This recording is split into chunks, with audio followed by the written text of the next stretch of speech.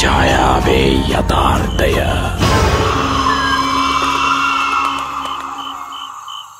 මෙහි නම්ගම් සියල්ල මනක් කල්පිත වන අතර සමාජයේ සිදුවුණු සිදුවීමක නිර්මාණාත්මක ප්‍රයත්නයකි. ඒ උඹලා අදත් ඔක්කොම කුණු ජරාව මෙහෙට දාලා නේ. උඹලට කියන සිංහලයක් තේරෙන්නේ නෑ වගේ. දැන් උඹලට මං 10 වතාවකට වැඩිය කියලා තියෙනවා. මාව යකා කරගන්න එපා හොඳද?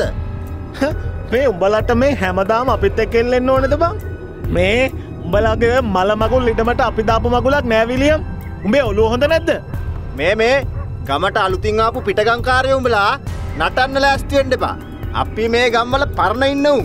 උඹලා මේ අපිට කොකා පෙන්නන්න ලෑස්ති වෙන්න එපා. අනේ බං විලියම් මේ අලුත් පරණ මගුලක් නෙවෙයි බං මෙතන. මොනවද මේ කියන විකාර? මේ උඹට ඕන විදිහට වැට ගහගනින් බං.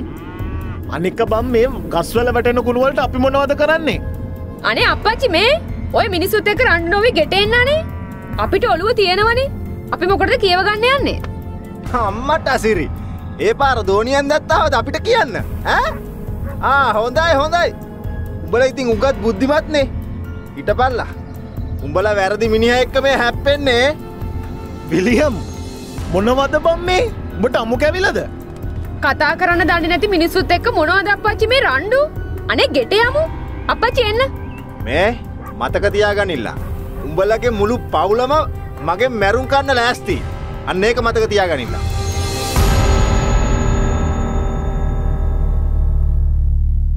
ඔය රණ්ඩුව හැමදාම අපේ ගෙදර වෙන රණ්ඩුවක්.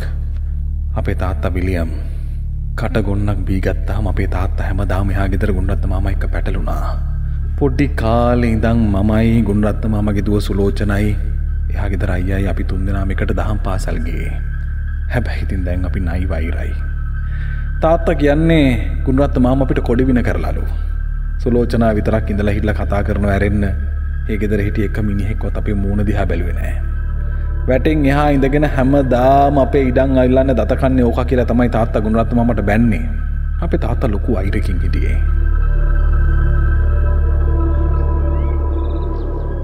අමරයි. බලහන්කෝ.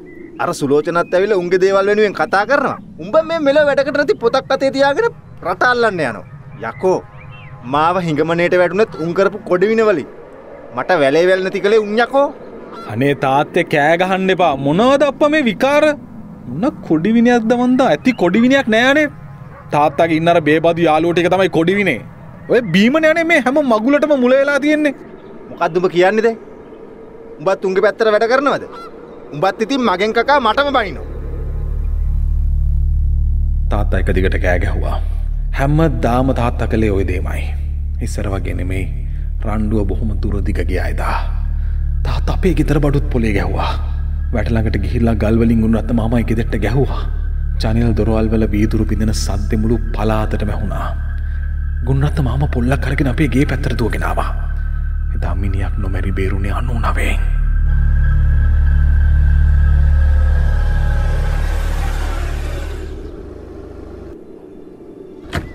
අප්පච්චි පොලිසියෙන් ඇවිත්.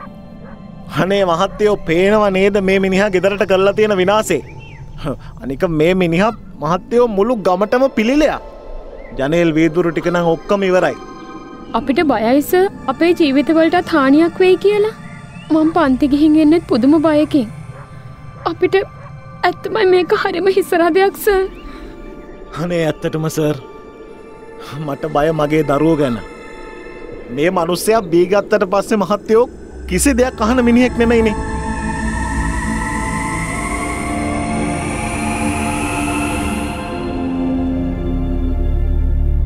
අපේ තාත්තා වෙදා පොලිසියෙන් අරගෙන ගියා.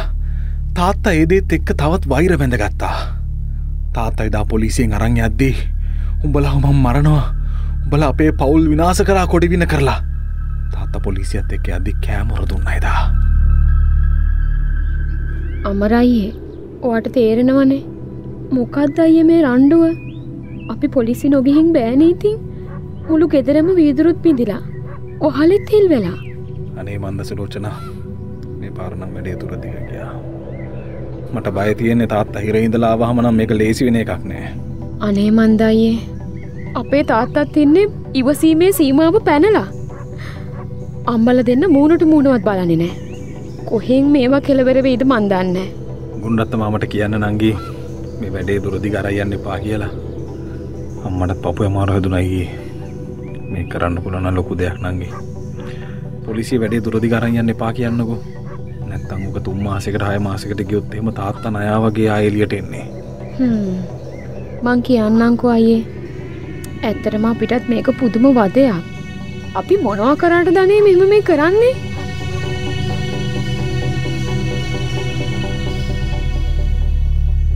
තාත්තා මාස 3කට හිරේ ගියා.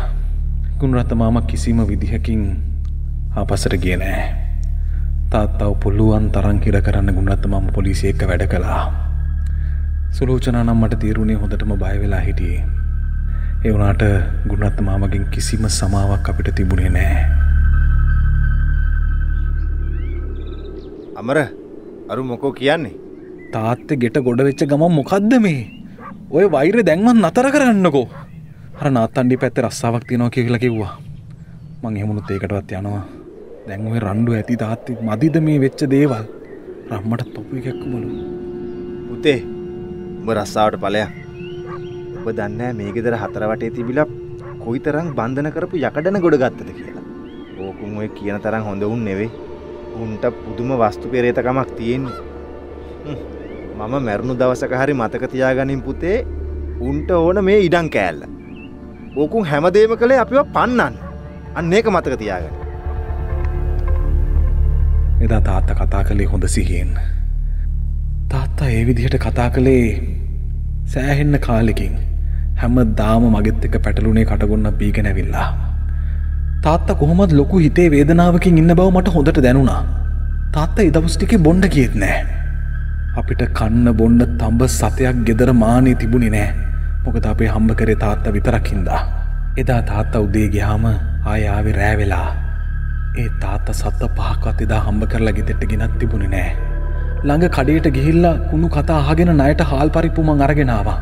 එදා හරියටම මම නාත්තන්නියේ ජොබ් එකට යන්න හිටපු දවසට කලින් දවසේ රෑ මං හිටියේ ලිඳ ගාව නාන ගමන්. වෙලාව හවස 6:00ට 7ට විතර ඇති. අනේ මාව මරන්න එපා. අනේ මාව මරන්න එපා දෙයියනේ. අනේ අමරායියේ මාව බේරගන්නකෝ. අනේ අපිව මරනවා. අනේ කවුරුත් නැද්ද බේරගන්න. අනේ අමරායියේ. අනේ දෙයියනේ සුලෝචනා නේද? දෙයියනේ මේ මොකද?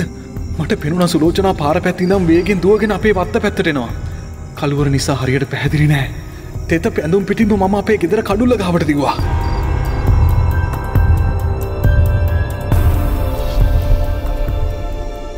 අනේ දෙයියනේ අපිව මරනවා. අනේ අපිව බේරගන්න කවුරුත් නැද්ද?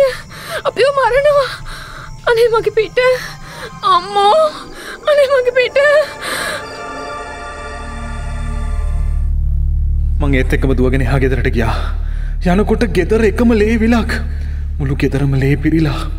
දෙයියනේ මේ මොකද්ද මේ සිද්ධ වෙන්නේ? අනේ යනකොට ගුණරත්න මාමා සාලේ වැටිලා හිටියා. නැන්ද යා පැත්තේ කුස්සිය ගහ වැටිලා ඉන්නවා. අයියා ගෙදර කෑම මේසේ ගහ වැටිලා. මට කලන්දේ වගේ ආවා. මං ඉක්මනට ගෙදරින් එළියට දිව්වා. ඒ වෙනකොටත් ගමේ මිනිස්සු පොඩි ගහිලා අපේ ගෙදර ගාව. මං දුවගෙන ගියා හිටින්න. අපොයි දෙයියනේ සුලෝචනා මුණින් අතර පාරේ වැටිලා හිටියා. දෙයියනේ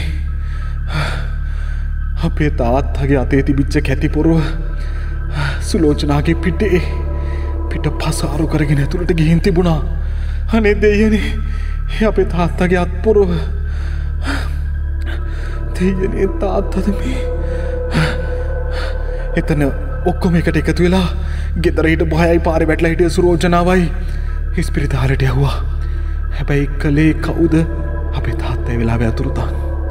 හැබැයි මුළු ගමම දැනගෙන හිටියා මේ දේ කලේ අපේ තාත්තා කියලා. මුළු ගමම කලබල වුණා. මුළු ගමම ඇවිල්ලා අපේ ගෙදර සම්පූර්ණයෙන් කුඩු කරලා දැම්මා. තාත්තව හොයන්න ගමට ආපු පොලිසිය කැලේ පීරුවා. ගමේ මිනිස්සුත් එකතු වෙලා අපේ තාත්තා වෙහෙව්වා. තාත්තා ගැන කිසිම හෝඩුවාවක් තිබුණේ නැහැ. එතකොට සුලෝචනා විතරක් දැඩි සත්කාරයකක හිටියේ. ඉස්පිරිතාලට අරන් ගියපු අයගෙන් සුලෝචනා විතරයි බේරුණේ. සුලෝචනා වෙද්දි හිටියේ දැඩි සත්කාරයකගේ. සුලෝචනා වෙද්දි ජීවත් වෙන්න ලොකු මහන්සියක් ගත්තා. අනිත් තුන් දෙනාම ඉස්පිරිතාලෙට ගෙනියනකොට මැරිලා තිබුණා. අපේ තාත්තා 4 දෙනාවම මරන්න කොටලා තිබුණා. පොලිසිය ඇවිල්ලා මගෙන් හාර හැමදේම ඇහුවා.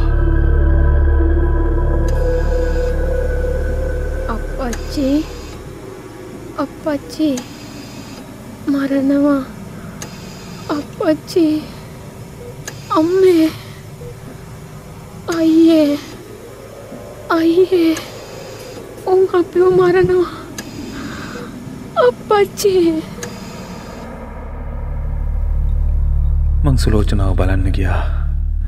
ඇස් වලින් කඳුළු වැක්කිරෙනවා. මට කනට ඇහුණ සුලෝචනා කෙඳිරි ගානවා. අම්මා ගැන අප්පච්චි ගැන සුලෝචනා කිව්වේ. තේනේ මොන අපරාධයක්ද මේ සිද්ධ වුණේ? තාත්තා ගැන කිසිම හොඩුවාවක් නැහැ. පොලිසිය ආයේ ඇවිත් අපේ ගෙදරින් මගෙන් ප්‍රශ්න කළා. පොලිසිය කැලේ පීරගෙන තාත්තා වෙහෙව්වා.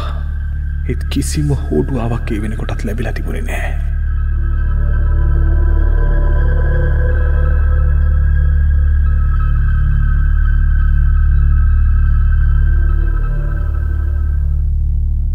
සතියක් ගියා. පණ ඇද හිටිය සුලෝචනාට ආපහු නැගිටින්න බැරි වුණා. සුලෝචනා දුක් විඳලා මැරුණා. ඒ විතරක් නෙවෙයි මහන්න අපූර්ව දෙයක් සිද්ධ වුණා. ඈත කැලේ දර කඩන්න ගියපු ගෑනු කෙනෙක් දැකලා තිබුණා. කැලේ ඇතුලේ මිනිහක් තියෙනවා. නරක වෙච්ච මිනිහක්. පොලිසිය අපේ ගෙදරට ඇවිල්ලා කිව්වා ඒ කැලේ මැරිලා ඉන්නේ අපේ තාත්තා කියලා. මිනිහ අඳුර ගන්න එන්න කියලා මට කිව්වා. අම්මට මේ දේවල් දරාගෙන ඉවසගෙන ඉන්න බැරි වුණා. සුලෝචනාගේ මිනිහ කාත් කවුරුත් නැති හින්දා ඉස්පිරිතාලෙම වල දැම්මා. කුණු වෙලා ඕජස් ගල්ලා තිබුණ අපේ තාත්තගේ මිනිහත් ගමට ගෙනාවේ නැහැ. මුළු ගමම මුළු ආරච්චි කට්ටුව ගම මේකට විරුද්ධ වුණා. අපේ ජීවිත හැම දෙයක්ම තාත්තා කරපු වැඩේ නිසා විනාශ වුණා. ගමේ මිනිස්සෙක්වත් අපේ මූණ බලලා කතා කරේ නැහැ. ඒ තරමටම ගමේ මිනිසුන් අපිව පිළිකුල් කරා. හරියටම සුලෝචනාගේ මරණින් පස්සේ සතියක් ගත වුණා. සුලෝචනාලගේ ගෙදර සම්පූර්ණයෙන්ම කැලෑවට බාර වුණා.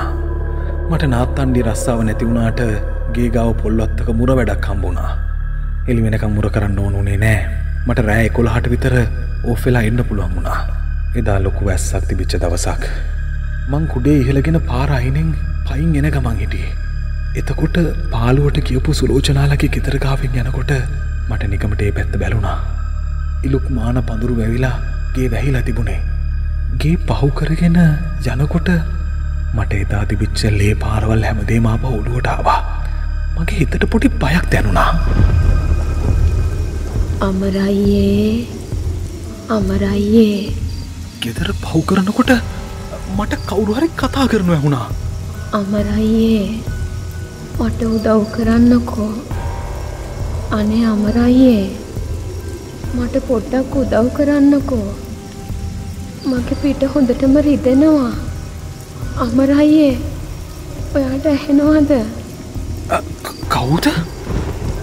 ඒ සුලෝචනාද? ඒ සුලෝචනායි කටහඬනේ. මගේ කනට කවුරු හරි කතා කරනවා හොඳට ඇහුණා. ඒ සුලෝචනායි කටහඬ තමයි.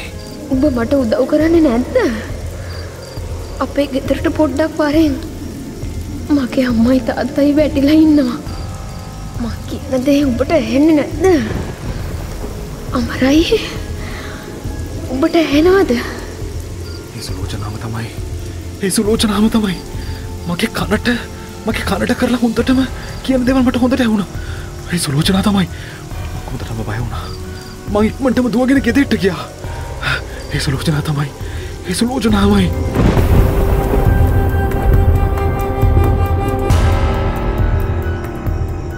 අමරයියේ මාව පන්නගෙන ගිහින් දොර ගාව තිමට පොරවෙන් කෙටුවේ.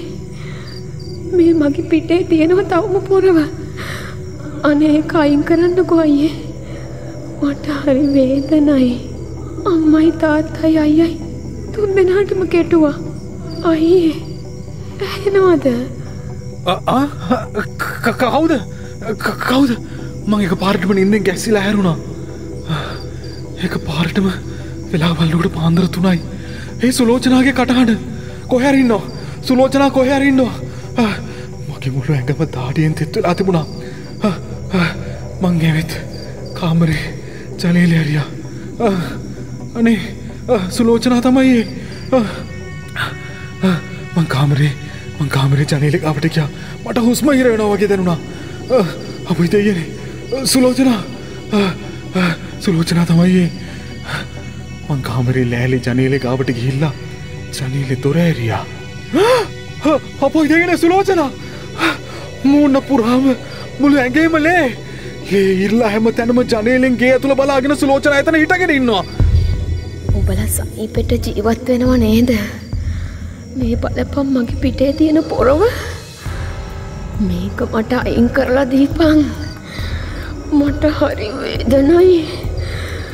මේක අයින් කරලා දීපන්. මේ ලේ ගලනවා. උඹලට යහතින් ඉන්න දෙන්නේ නෑ මං. මගේ අම්මා තාත්තා අයියා ඔක්කොම දුක් විඳා. ඔබ දුක් විඳින්න ඕන. උඹලා හැමෝම දුක් විඳින්න ඕන. මම උඹලගෙන් පලි ගන්නවා. එහෙම කියලා සුලෝචනා එකපාරටම හැරුණා. දෙයනේ මේ මගේ ඇස් දෙක ඉදිරිපිට ඉන්නේ අර මැරිච්ච සුලෝචනා නේද? සුලෝචනා හැරෙනකොට මං දැක්කේ අපේ තාත්තගේ අත්පොරව එහෙම සුලෝචනාගේ පිටේ තිබුණා. පිටේ එක තියෙද්දිම සුලෝචනා එහෙම ඇවිදගෙන ගියා. සුලෝචනා ඇවිදගෙන ගියේ ගෙදර පැත්තට. ගුණරත්න මාමලා ගෙදරට. මේ මොන විනාශයක්ද දෙයනේ. ඇයි මේව වෙන්නේ? මේ මොන කරුම ජීවිතයක්ද? සැනසෙල්ලක් ඇත්තෙම නෑ ජීවිතේට. මම උදේටම බය වුණා. මගේ තොලකට වෙලා මං එහෙම එතන බිම වාඩි වුණා.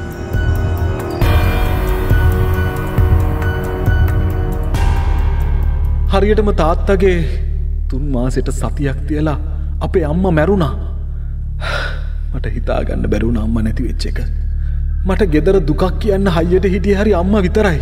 ඉස්පිරිතාලේදී කිව්වේ අම්මගේ නහරයක් පුපුරලා මැරුණා කියලා. හව මගුලවත් කරන්න මට අතේ පිච්චයක්වත් තිබුණේ නෑ. ගමේ මරණාධාර සමිතිය අපිට උදව් කළේ නෑ.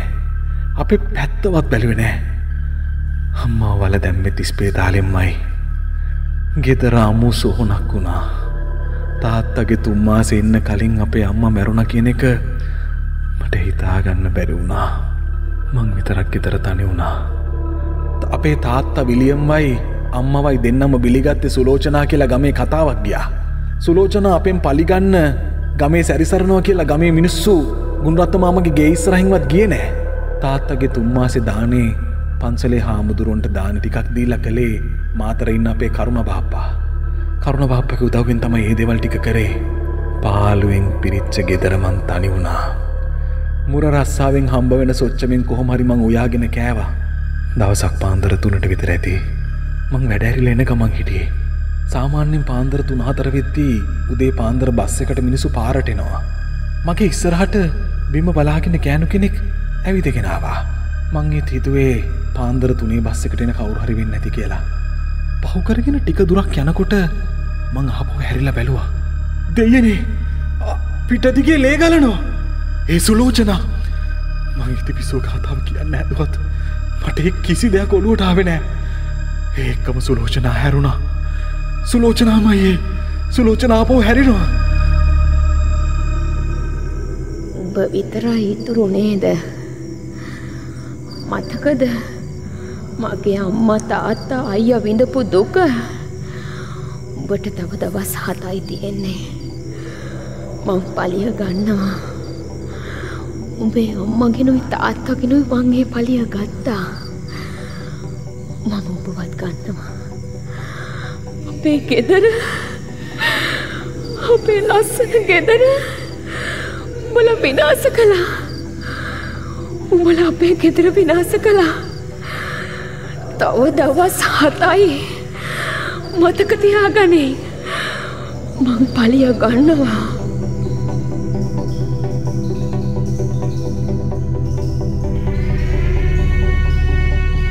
මගේ ඇඟපත හීතල වෙලා ගියා. එතකොට අපේ අම්මා තාත්තා මේ හැමෝම මැරුණේ සුලෝචනා හින්දාද? අනේ දෙයනේ මට තව දවස් 7යි තියෙන්නේ.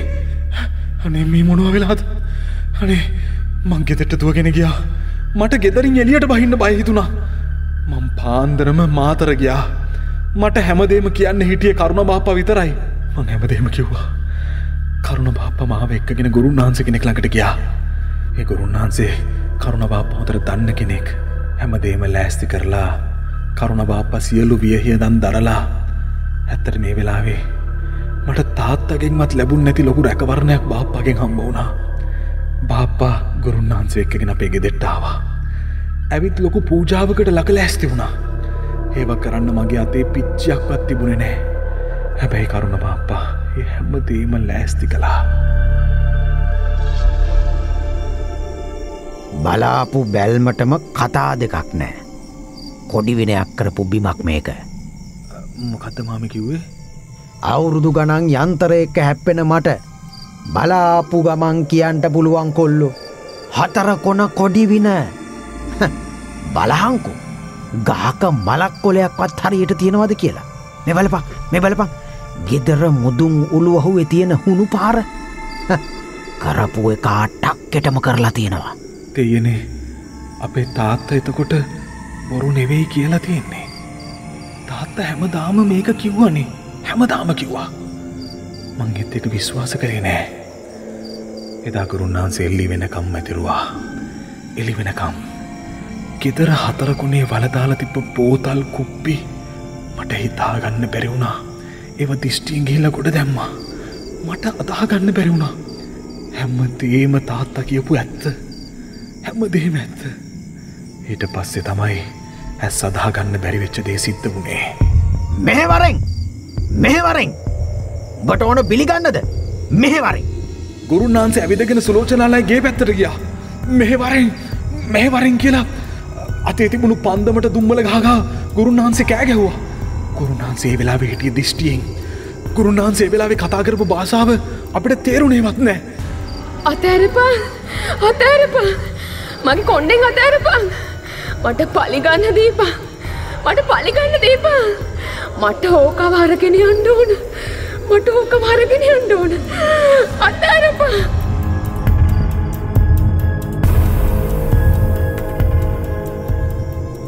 ගුරුන්වහන්සේ වතුරනකොට අපිට ඇහුනේ සුලෝචනාගේ කටහඬ. ඔව් ඒ සුලෝචනාමයි. දෙයනේ ඒ සුලෝචනා තමයි. පේන්න වරෙන් මට පේන්න වරෙන්. අනේ මට හඬ දීපන්. මේ පොරව අයින් කරපන්. මට පලි ගන්න ඕන. මගේ අම්මා තාත්තා අයියා මුන් ඔක්කොම මැරුවා. අපිට මේ ඉඩම ඕන. අපිට මේ ඉඩම දීපන්. අපි මේ ඉඩමේ ගෙයක් හදන්න හිටියේ. අපිට මේ ඉඩම දීපන්. අප්පච්චිගේ ලොකු බලාපොරොත්තුවක් තිබුණා.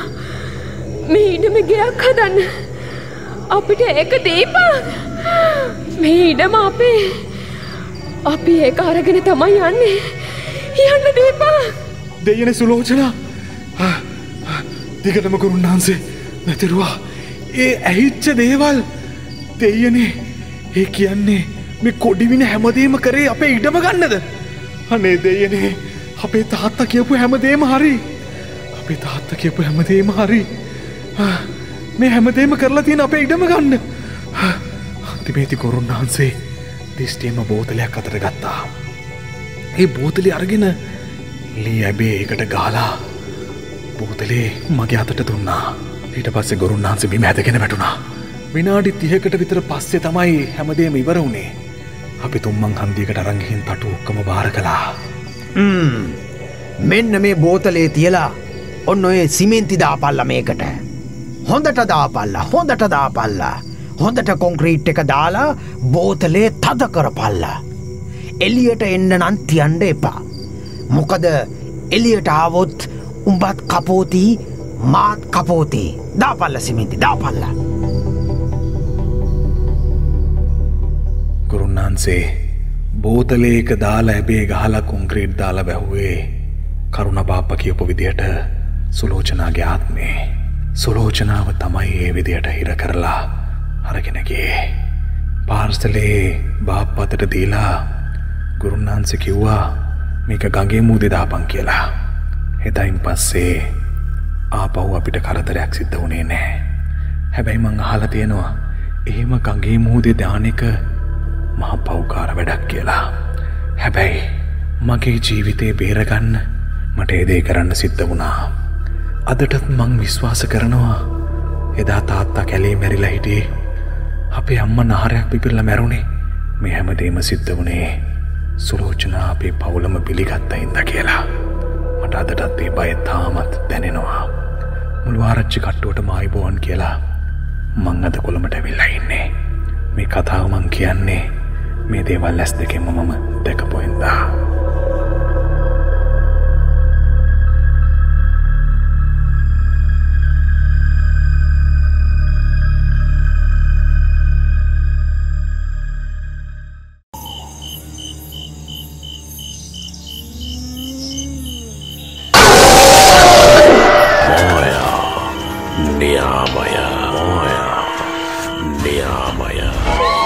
ऐसे छाया वे यथार्थय